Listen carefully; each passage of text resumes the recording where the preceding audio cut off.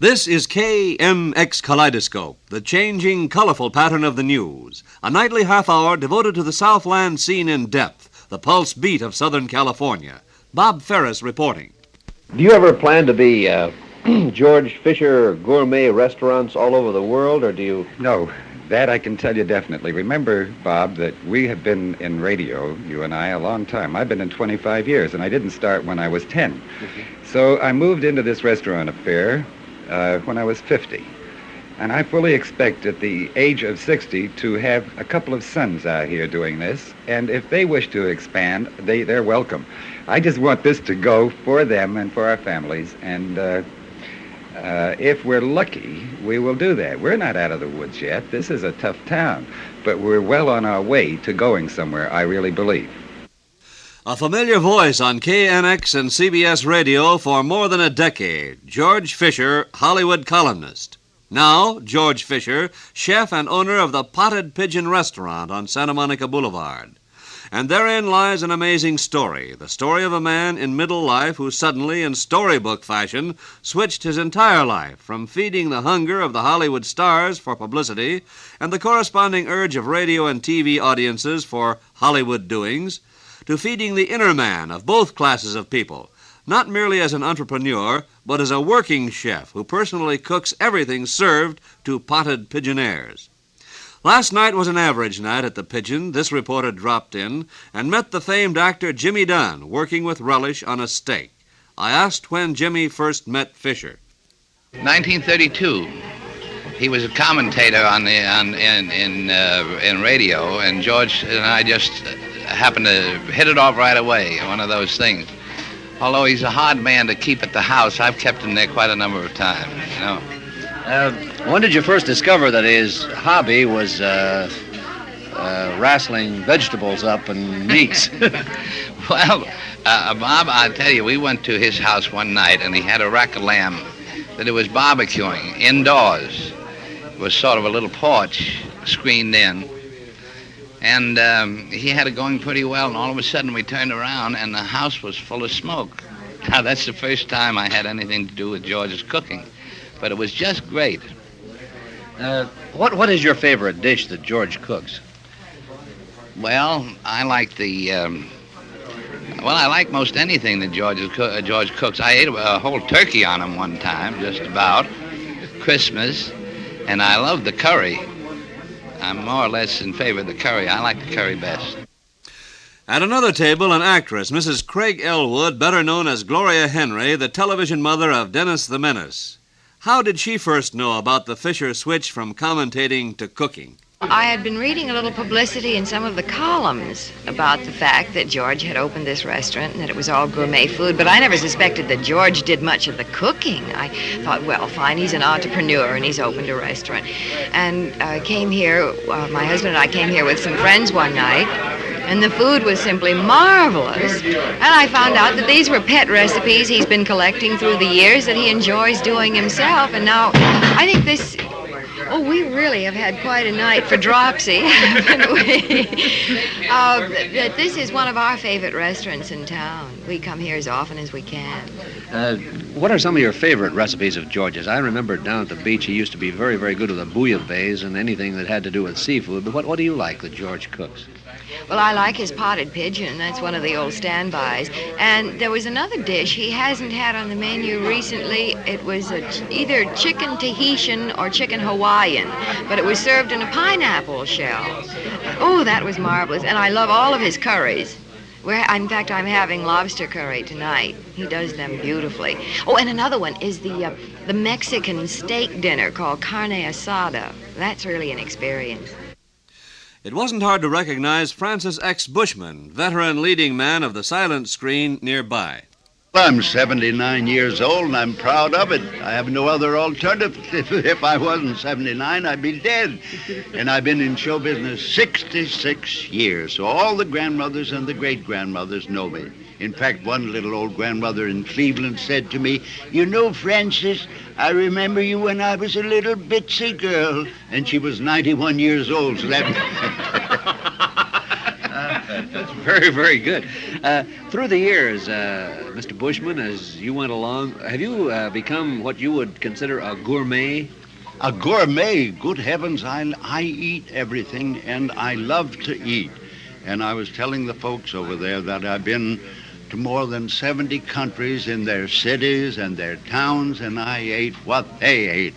And sanitation wasn't at its best in some of those countries in the Far East and the Middle East, I assure you. And Africa, too, you know. What you could get was they didn't have any great varieties, and it wasn't cooked any too good, but I ate it, and I never was poisoned. Never had any trouble. More of Kaleidoscope after this message.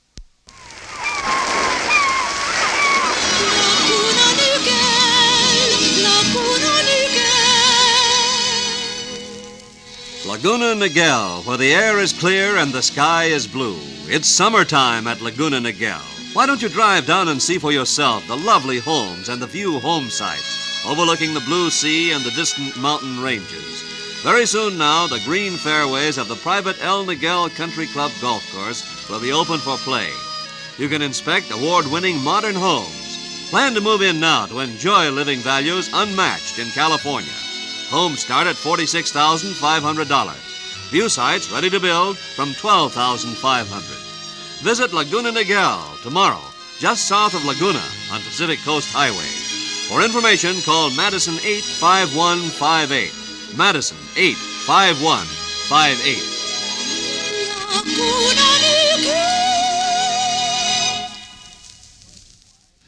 Ruth Fisher, George's wife, and the maitre d' at the Potted Pigeon led me to the table of the real-life Barney Ruditsky, after whose service with the New York Police Department the television series Asphalt Jungle was fashioned.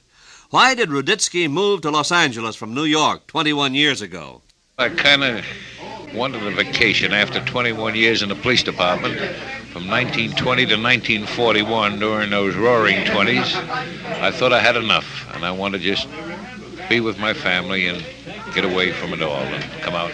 You were known as perhaps one of the, you'll pardon the expression, the roughest cops that ever was in the business. How did you operate? Well, of course, in those days, we were combating the creatures in that asphalt jungle. New York was a jungle, and thank God we had the authority of the city fathers and the police commissioner and the powers that be to go out and use the same tactics that the gangster did. Give him what he was giving out to other people, and that's the only thing they feared. They weren't afraid of the courts, weren't afraid of the judges or jail, but they feared that licking that the gangster squad would hand out. And that's the way we eliminated a lot of them. Dr. Emmanuel Camorra is one of the best-known dentists in the world, responsible for reconstructing the mouths of scores of women who were subjected to brutalities in one of Hitler's medical experimentation camps. He also, the doctor, is a potted pigeon aficionado. George invited me over to his house one day for one of his favorite dishes, Irish lamb stew. And he invited me over about 3 in the afternoon, and about 6 o'clock I was starved. And here he was cooking this tremendous cauldron of chicken, and he was throwing everything but the kitchen sink in it. And the aroma was so delicious that I was just ready to tear it apart. Well, all of a sudden at 7 o'clock, he strains off the liquid, and he leaves this huge plate of chicken parts, legs and wings and necks, and it looked delicious. So I walked over while George's back was turned, and I scooped up a plateful, and I put some salt and pepper on it, and I sat down and I started to eat. And George came over in a few minutes, and he looked at me, and he said, "We throw that out." Did he mean it? He meant it. He was boiling the sauce for the Irish lamb stew, you see, and I thought this was this was the meal. This reporter repaired to the kitchen of the Potted Pigeon, where George Fisher was engaged in a labor of love, cooking a rack of lamb. I asked my old Malibu neighbor how he ever made the big change. It's a very simple story, Bob, and I think you will realize it. When Hollywood reporting finished, and I think as such on radio and TV, there are no studios to speak of, the star system is gone, and everybody's TV, and you have to identify them too hard. And I had to look forward to tapering off on the air or doing announcing, and I was never a real newscaster like you or the people I love and respect. So I said to myself, well, a studio will take me for 10 years, and I can loaf. But I'm not a loafer. I love to work. And it was a hobby for so many years. Now that I'm in it, I look back to how much I cooked before. So I make a living enjoying myself. And don't think I didn't enjoy myself as a Hollywood commentator. I did. But this is so much more creative and love of affection of food. To make myself clear, I might make a better living. No, I know you make a better living because it's obvious from this crowd that you've got in here and the caliber of people that you have in here. Well, those people, they're all my friends. You mustn't believe them too much. More of Kaleidoscope in a moment. American savings known throughout the nation for making dollars multiply. With earnings extra high since 1920, we serve the population, keeping abreast of growth in the West for those who invest. American savings has earned its reputation for making your dollars work and earn high pay the American way. 4.75% per year. Put your savings in high gear at American Savings and Loan Association. Your money is safe at American Savings. Accounts insured by an agency of the U.S. government resources over $345 million, one of America's oldest and largest. Transfer your account to American. Earn high interest with insured safety. Put your savings in high gear. There's an American office near American Savings and Loan. American Savings and Loan Association. Kaleidoscope is concerned this evening with the amazing story of the commentator who turned chef. Actor Jimmy Dunn admitted that his eyebrows went up slightly when he found out George Fisher was really a working chef. I was a little bit surprised when he opened a restaurant because I didn't think that George would, I think he was more the nervous type and wouldn't stick with it too long. But he's made a big success out of it, and I think his sauces and his food just out of the world. What are you doing now, Jimmy? Well, I'm sitting on the beach mostly right now. I'm doing television. I've done, I think the last thing I did was Follow the Sun at Fox. And for about 3 months, things have been slow, and I don't know what I'm going to do next. You're not worrying too much about it, right? Well, no. After all the years, the business has been very good to me. I'm not going to worry anymore. What are you going to have here tonight, do you think? Well, I don't know. I'm going to leave it up to the chef. I really mean it. I'd like to be surprised. That's usually what they do around here. It's a rather an amazing outfit, actually. What do you think has led to the success of this? Is it the idea that you're sort of intimate in here, that you can sit down, kind of let down your hair, you think? Well, I think the intimacy of the place is great, for one, but I think it's George's personality that makes the place. You know, you go someplace, of course the food first. You have to have the good food, but if there's nothing to back it up, it's cold or something like that, you go once and maybe you go back again because the steak is good, but you don't make it an everyday thing. And I'd like to make it an everyday thing if I could get away from the beach. That's how I feel about it. Gloria Henry, Dennis the Menace's TV mother, tried to describe the atmosphere at the Potted Pigeon. Well, there's an overall feeling of intimate charm and of friendliness that is in between formal and informal. Certainly it's informal. You can be yourself. You can have an easy time. It's a small place, but it doesn't have a small feeling. But there's an elegance to it that takes it out of the totally informal class. There are no checkered tablecloths on the table with a little drippy candle. This is all quite elegant on a small, lovely, quiet scale, and the food is good, and of course it's such fun to see George and have him come sit down and chat with you. Do you think we've made people hungry tonight? I hope so. I've made myself absolutely ravishingly hungry. I feel the same way, so I'll see you in about 5 minutes at dinner, right? Good. Over a good lobster curry. This reporter put the direct question to 79-year-old actor Francis X. Bushman, a man who appears to be in his 50s. What dish do you like best at the Pigeon? It's like I have a dozen pretty girls. Which one you like best? I like them all. You know, that reminds me in Scotland. I went in this place where they had big barrels, that high of scotch, about 50 different brands. So I leaned over to the bartender and I said, which is the best scotch? And he looked furtively up and down the bar and he leaned over and he said, mysteriously said, they're all the best. So that's the way it is with me. They're all the best, That's the way it is with George's restaurant here. Have you ever eaten his bouillabaisse? Yes, I have, and George has never served me anything but delicious meals here. By the way, what is the number of this place here? I tried to tell some friends of the street number of the Potted Pigeon. We'll have to call Mrs. Fisher over. What is the number here? 10,000, isn't it something? 10323 Santa Monica Boulevard. 10323 Santa Monica Boulevard. In the New England Village. In the New England Village. In the New England Village, and it's called the Potted Pigeon. And don't let that potted pigeon frighten you away, because the food is delicious here. It's continental food. It's food that everybody loves. More of Kaleidoscope in 1 minute. Delta Airlines presents the Sportsman Quartet. It's definite Delta's the way to fly. It's definite Delta's the best. For Southern traditions of comfort, try Delta, the airline that's home on high. With Delta, you'll feel like a guest. Yes, it's definite Delta's the best. Right you are, sportsman, linking Los Angeles to the Orlando, Cape Canaveral area. That's Delta Airlines jet, the Missile Express. Delta offers through jet service all the way to Orlando, Cape Canaveral with your choice of deluxe first class or the money-saving jet tourist service.